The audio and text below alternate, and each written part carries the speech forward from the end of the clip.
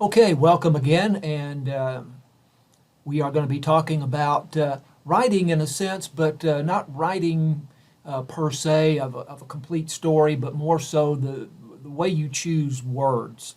Uh, that's going to be the focus of this particular uh, video and outline. And let's see if we can change the slide. Right, here we go. So choosing the words. This is from the textbook Sports Journalism, Stouffer, Schaffer, and Rosenthal, and the publishers are Roman and Littlefield. Just as sports have rules, baseball, basketball, football, the others, writing for sports media also has rules.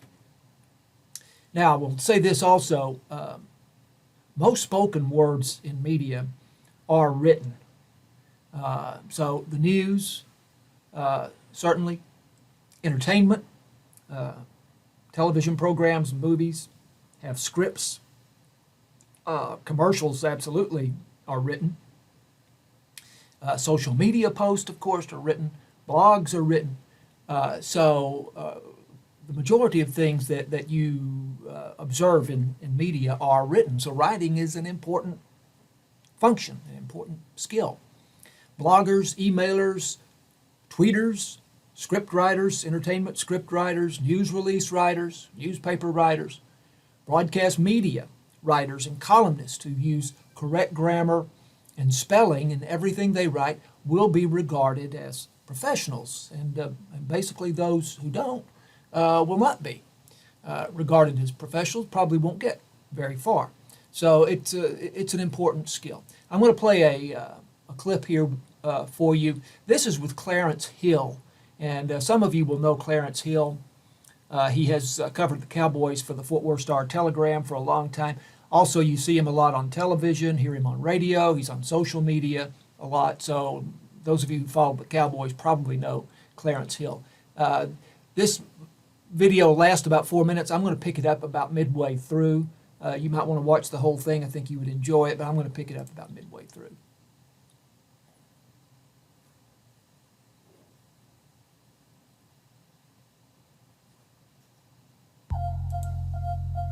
Sometimes your dream.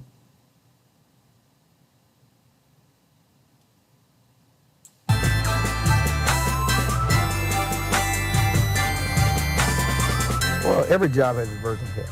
No matter how cool it is or whatever else, and just being a sports writer, certainly be covering the Cowboys just 7 days a week, 365 most of the time, and certainly with the internet, that there is no downtime. You're always on call. There's always something going on, or you have to quote unquote feed the beast, and that's what the internet is, the beast. Outside of that, I mean, holidays. What's a holiday? We don't have to work 8 to 5, but when news breaks, you have to go.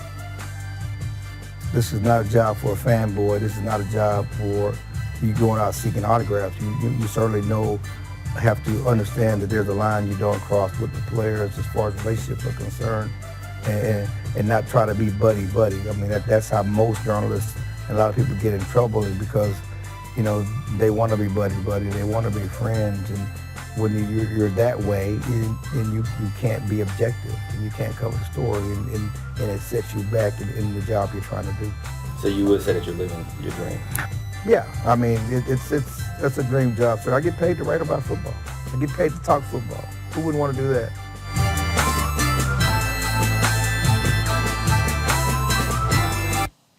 Okay, so that's Clarence Hill with the Fort Worth Star-Telegram. Several of the things Clarence said there are interesting. He's talking about feeding the beast, and what he's talking about there is the fact that sports media, really all media, but sports media in particular, is a 24-hour-a-day, 365-day-a-year thing that has to be fed in the way that he said it. You have to be continually creating content for it. He talks about the fact that very commonly you're working on holidays, you're not working a regular 8 to 5 kind of job. He says it's not a job for a fan, or at least it's not a job for someone acting as a fan while doing the job. You can be a fan, but you have to put that aside while you're doing the job. But Clarence has done it for a long time, so what he has to say is very valuable. And here's a little short video also on how to write a sports story that's not specifically the focus of this video, but it's certainly related, and it's very short, so we'll also look at this one.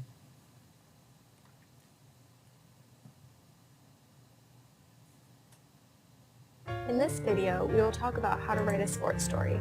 Sports writing is either game stories or profiles on specific players. For profiles, please refer to the life story format video. When covering a game, match, or meet, start your first paragraph with an engaging, dramatic lead that reveals the outcome of the game. This should be 1 to 2 sentences. Keep the story focused on Costa and spell out numbers 1 through 9 unless they are starting a sentence, in a date, or part of a score. Scores always have the bigger number first. In your second paragraph, give a basic recap of the game, including important plays or matchups between players. Your third paragraph should be a quote regarding the outcome of the game. Make sure quotes reveal new information like how players felt rather than restating facts already mentioned. After the first sentence of the quote, put blank said, period, and bold the player's name.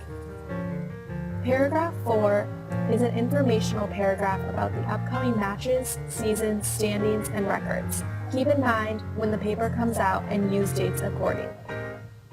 Follow that paragraph by a quote regarding the upcoming games and matches. Reveal new information through your quote. In the remaining paragraphs, alternate between specific game recap information and quotes from players and coaches. Your last paragraph should be a final quote summarizing the game. Sports writing is all about organization, so keep a schedule of upcoming dates and records. Okay, so that's a pretty good summary of writing at least a game story. Of course, there are feature stories. We talked about early in the class. There are advanced stories that are written before the game. And again, these stories might appear in a traditional newspaper, but they may also appear online in a variety of formats.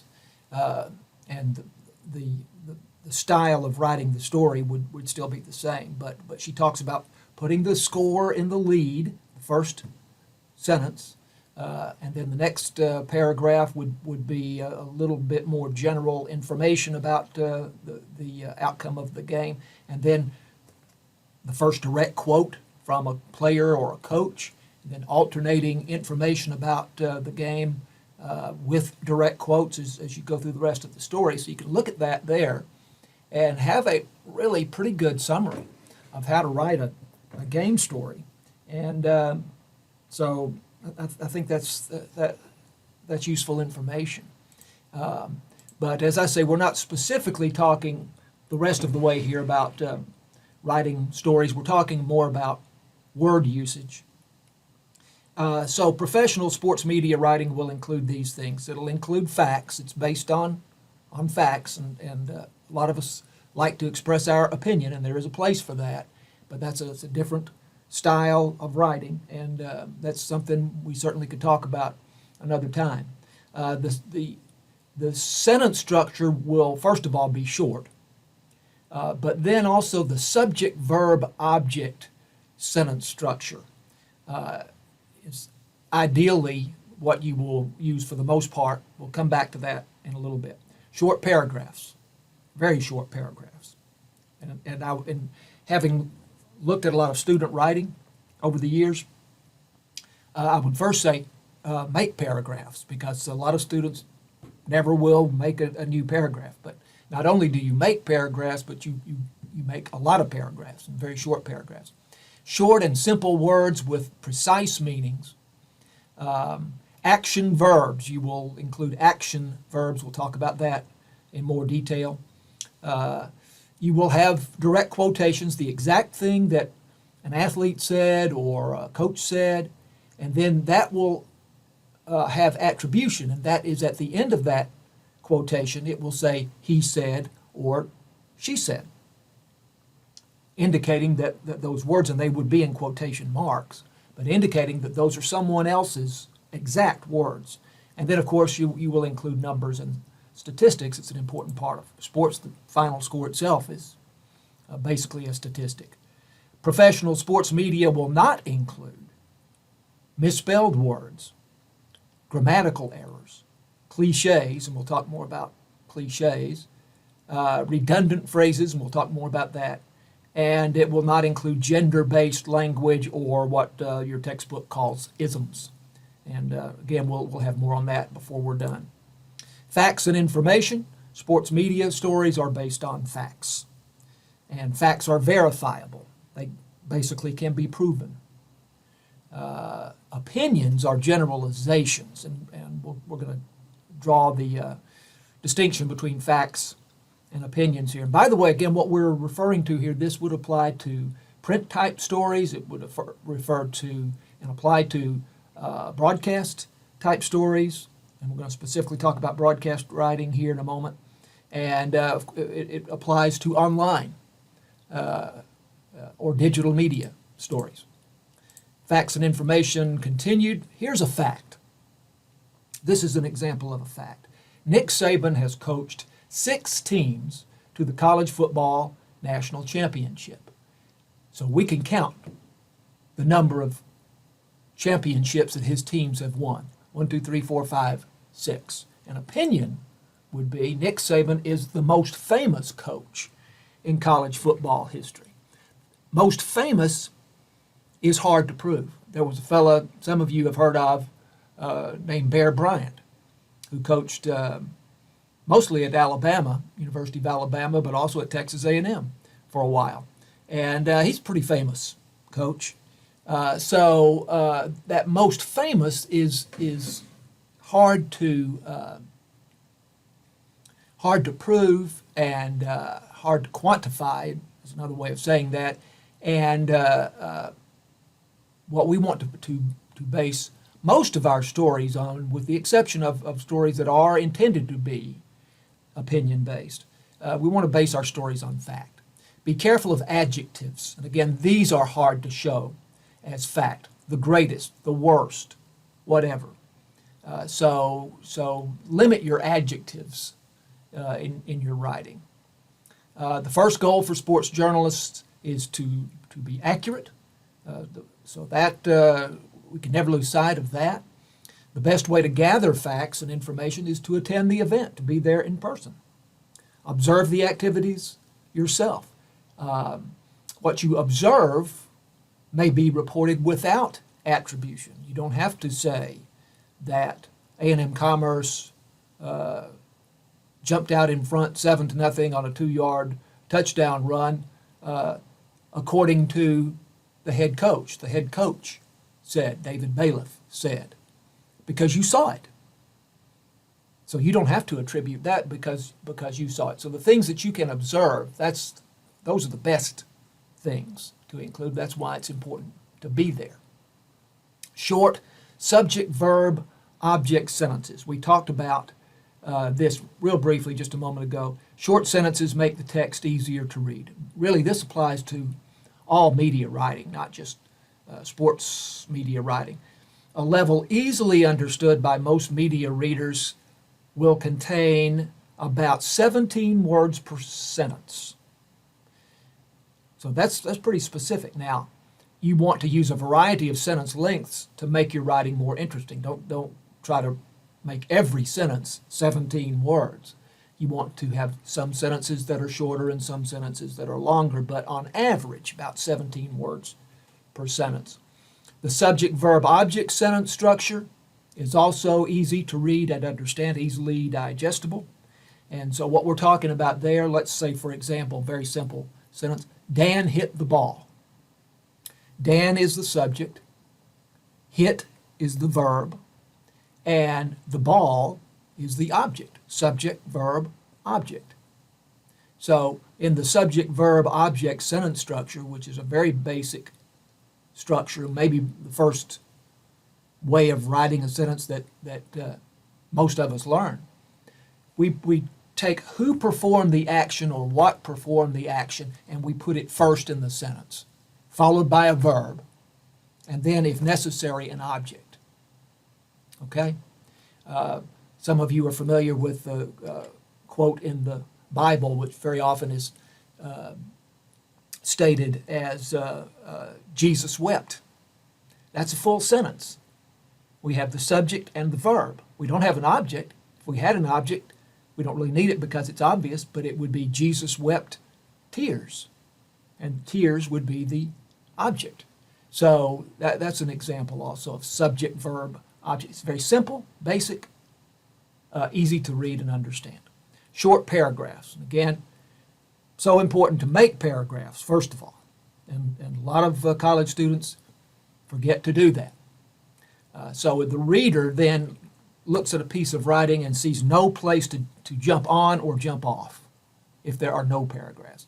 But what we want in media writing, in particular sports media writing, are short paragraphs that give the impression that the story is a quick read. So you look at that and you see a lot of breaks. You see a lot of places where you can stop and a lot of places where you can jump in. Multiple entry points, a lot of white space. So it looks inviting. It does not look daunting to look at this gray thing where there's no variation. So we like short paragraphs, and really 1 and 2 sentence paragraphs are the norm in sports media writing and really in most media writing. 1 and 2 sentence paragraphs. Okay? That's different from what you have learned most likely in any sort of English composition class. Okay. Writing for broadcast, for radio or television or podcast would basically be broadcast. Broadcast journalists speak in a conversational tone, but very often they are reading a script. So it may sound conversational, but they are reading a script, and the script is written so that it does sound conversational. One thing, I don't guess I included this in this outline, but a big part of writing in a conversational tone is another thing that they tell you not to do in your English composition classes, and that is to use contractions. And for example, won't instead of will not would be a good example of a contraction. And we speak in contractions. When we're talking, we always use contractions. So that's one thing that will help to make your writing sound conversational. If anything, broadcast writing may be more difficult because it takes effort to condense the information that you want to convey into very few words. And then each word becomes very valuable. So some people say, oh good, I only have to write 75 words or 100 words for a story. But a lot of thought goes into those 75 or 100 words, and it takes skill to convey the most essential information in a very few words. A misspelled word or an incorrect subject-verb agreement can cause an announcer to stumble. And I have seen announcers in my lifetime, in my broadcasting experience, come out of an announcing booth very, very angry because someone gave them a story that had some kind of error in it, and it caused the announcer to stumble and to look bad. So that's another reason why, even though the reader, the audience is not going to read the story, someone has to read that story very often live, and misspelled words and grammatical mistakes make that difficult. Phonetic spellings are often provided in broadcast media stories. This name here may or may not be familiar to a lot of you. It's a very great baseball player in the 60s and 70s named Carl Yastrzemski. And that Z in the middle of his name makes it very difficult to pronounce. You don't know what to do with that Z. Well, the Z is silent, basically. But you say that name, Yastrzemski. So you can see how that is phonetically spelled. That's 3 syllables. The middle syllable is the one that is emphasized, so it's in capital letters. So phonetic spelling is to spell it just exactly like it sounds, and then to take the syllable that receives the emphasis, Yastrzemski, and capitalize that syllable. TV scripts are in 2 columns. They have the technical cues on the left and the text on the right. Now, we covered some of this information in other classes, so this may be familiar to some of you. For For others, other classes will cover this information in a lot more detail. So if it's familiar, good, doesn't hurt to touch on some of these things again. If you're concerned that we're kind of moving a little bit fast here, you probably will get it in some other classes. Most broadcast scripts are written in all caps. The script itself, the part that the announcer will read, will be in all caps. Short and simple words are easier to read aloud for the announcer, and they are easier to comprehend for the listener or the viewer. For example, abrasions and contusions. Better to say cuts and bruises. Isn't that what we talk about it being conversational? Isn't that what we would say in conversation? Cuts and bruises. A torn meniscus, better to say a knee injury. So we like everyday, sort of ordinary language in media. Action verbs. Writing that uses descriptive action verbs helps readers or listeners visualize what you are describing. This is not a video, this is a web page, but it's a very good web page on the whole subject of action verbs. And by the way, action verbs are important in all kinds of writing, not just media writing or not just sports media writing. They will, as it says, they will spice up your writing by using action verbs. In here, there's an example of state of being verbs. I'm going to come to this again in my outline, but what we're trying to avoid, basically, when we say use action verbs, part of what we're saying is to avoid state of being verbs, which are passive and kind of dull. So is, am, are, was, were, be, does, did, shall, will. Those kinds of verbs that are not very colorful. And so we want action verbs: growl, grope, grip, grasp, scan, scrape, seize, serve, shatter. Those are action verbs. And as I say, I've already discussed state of being verbs with you. There it is in the outline. Tennis player: spring, stretch, bound, leap, and swing. Again, the verb conveys the action, what is being done. Horses that are nervous before a race: snort, rear, stomp, strain. Those are action verbs. Cliches we want to avoid: overused expressions. That's what cliches are. And these are things that have been said so many times that they've lost a lot of their meaning. So put the nail in the coffin, draw first blood, gives 100%. That's a good one. A nail biter. So we try not to use those overused, those tired expressions in our writing. Redundant words and phrases. To say that something is redundant means that you're saying the same thing twice, or you're making an attempt to qualify a word that really doesn't need to be qualified, doesn't need to be modified. It stands alone. Close proximity. If something has proximity, then it is close. So it's either close or it has proximity, but you don't need both words. The end result. Well, the result is what comes at the end. The ultimate outcome. What other kind of outcome is there? It's the final thing. Ultimate. It is ultimate, but it is also the outcome, and you just say the outcome. True facts. That's a good one. Are there any facts that are not true? If it's not true, they're not facts, right? And then one I might not have thought of: sack the quarterback. You can't sack the offensive tackle. You can't sack the linebacker. You can only sack the quarterback, right? So you just say that he was sacked. You don't need to say quarterback there.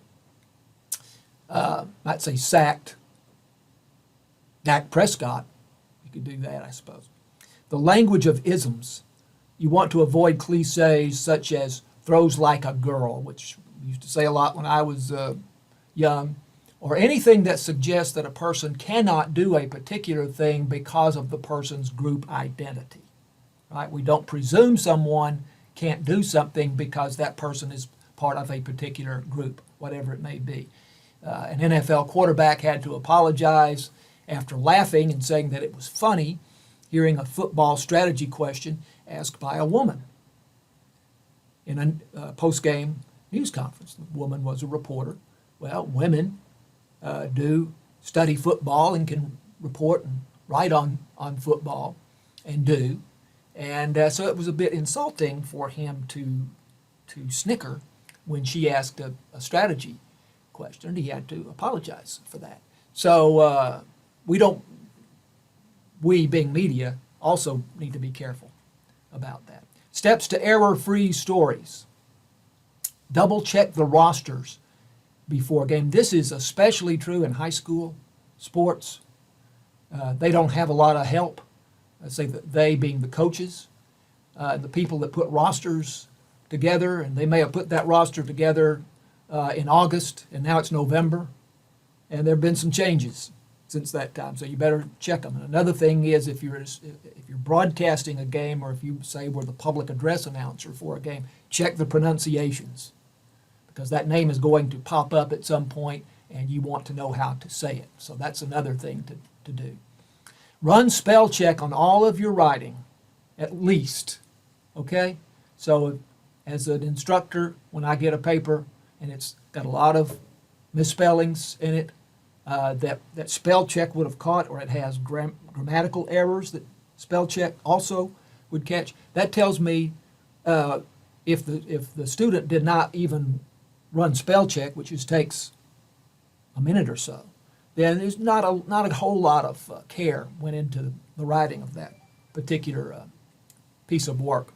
Read the story aloud from end to beginning. This is particularly important in broadcast writing, and especially when the stories are so short in broadcast writing. But in any sort of writing, if you will read it aloud, and you don't have to read it loudly, but just, speak the words to yourself. And again, this goes against what you may have been told in your English classes, where they don't want you to move your lips, or reading class in elementary school.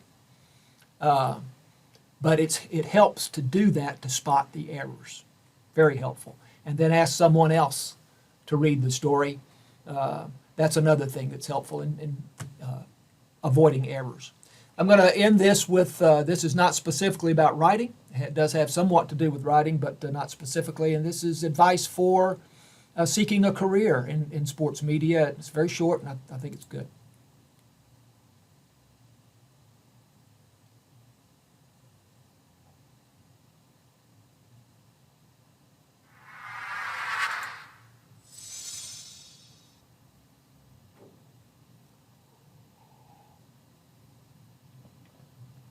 My name's Alex Thomas. I am a sports anchor for CNN. One of the big advantages that the young generation has in terms of sports journalism is using social media, using their technological interest and their technological competence to show some of us fuddy-duddies how to get the best use out of the internet and online content. Use every and any contact you have. Remember, knowing someone or having someone that knows someone might get you an interview or get you an opportunity, but you'll only keep a job or develop further on your own merits. If you're looking specifically at the sports media, then you need to show an aptitude and enthusiasm for that particular subject. You have to show that you're enthusiastic, you have to show you're determined, you have to show that you've got original ideas. Specialise if there's one particular route you want to go down, whether that's a specific role, if you want to be on screen and want to be a reporter, or whether you definitely want to be off screen.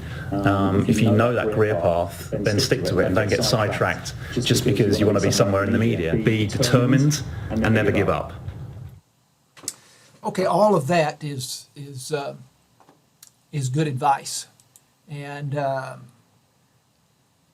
make the most of who you know, and you probably know more people than you think you know. But develop those contacts.